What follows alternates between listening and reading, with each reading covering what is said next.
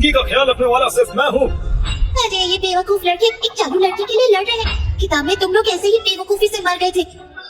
बुद्धू लड़के? चालू लड़की कौन? गुरुजी ये कौन है? ये बच्ची पहाड़ पर अकेली थी, मुझे इससे लगाव हो गया, इसीलिए ले आया। पिंकी, इस लड़की की किस्मत तेज है, बस उसकी किस्मत मिल जाए तो आप हमेशा खूबसूरत रहेंगी। गुरुजी मुझे भी इस बच्ची को देखते ही दिल से लगाव महसूस हुआ। क्या मैं इसे अपना लूं? वाह इसकी किस्मत तो कमाल की है। अरे कोई बचाओ, ये बुरी औरत मेरी किस्मत छीन रही है। पिंकी, ये तुम क्या कर रही हो? गुरुजी मैं तो बस उसके साथ खेलना चाहती थी, पता नहीं क्यों वो अचानक रो पड़ी। अरे तुम्हारे होठ पर कुछ चमक रहा है और हाथ पे भी। क्या ये बच्ची सच कह रही है? पिंकी दूसरों की किस्मत चूस रही है। गुरुजी आप बिजी होंगे, क्यों ना मैं छोटी बहन का ध्यान रखूं। ठीक है, मुझे कुछ काम है, तुम इसका अच्छे से ध्यान रखना।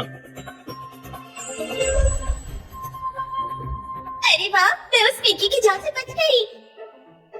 ये बच्ची माउंटेन बी की छठी बेटी है, क्यों ना इसे सिक्सर बुलाएं? सिक्सर होगा तू और तेरा पूरा खानदान। शामू तुम्हें पसंद नहीं करती, बच्ची बहुत सुंदर है, आगे जाके सबको दीवाना बना देगी। नाम रखो मलिका। बड़ा ही नटखट है आर्यन भाई, नाम भी सोचा तो अपनी किसी माशूका जैसा।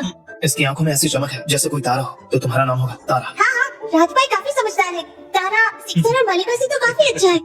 हम तीनों कितने दिन बाद ऐसा खुश हुए हैं। सही कहा, तारा भोगी है क्या? नहीं नहीं आप लोग चिल करो। काश मैं भाइयों को बता सकती कि पिंकी के पास काला जादू है जो उन्हें उसकी बातों पर विश्वास दिलाता है और आपस में लड़ाता है। राज क्या पिंकी सच में चालाक है? उस पर नजर रखते हैं। ये पिंकी ये सच में मुझे बेवकूफ बना रही है, लगता है खुद देखना पड़ेगा। शाकाल आज मैं उस बच्ची की किस्मत क्यों नहीं छीन पाई।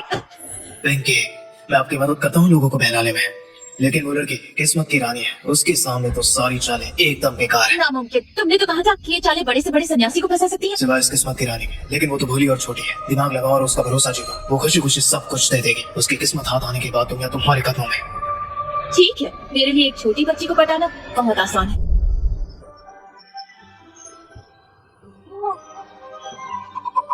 सीनियर राज मैं तारा के लिए खिलौने लाई हूँ, तुम्हें पसंद आए? आगे की कहानी में पिंकी छोटी बच्ची को टॉय से लुभा लेती है और उसकी किस्मत छीन लेती है और उसे सड़क पर मार देती है। आई परी। अब लेकिन मैं 21वीं सदी से आई हूँ, मुझे फंसाना तो अगले जन्म में भी मुश्किल होगा। और ये घंटी देखो कैसे बजती है। नहीं पसंद कोई बात नहीं, देखो ये गुड़िया कितनी प्यारी है। हाँ। पक्का कुछ तो गड़बड़ है। चलो हम अंदर चलते हैं। सीनियर राज, मैंने तारा के लिए एक पोषक दवाई बनाई है। आर्यन भाई तो जड़ी बूटियों के माहिर है, मेरे सीनियर तो सच में लाखों में एक है। दवा का असर पक्का कमाल का होगा। तारा सच में बहुत समझदार है।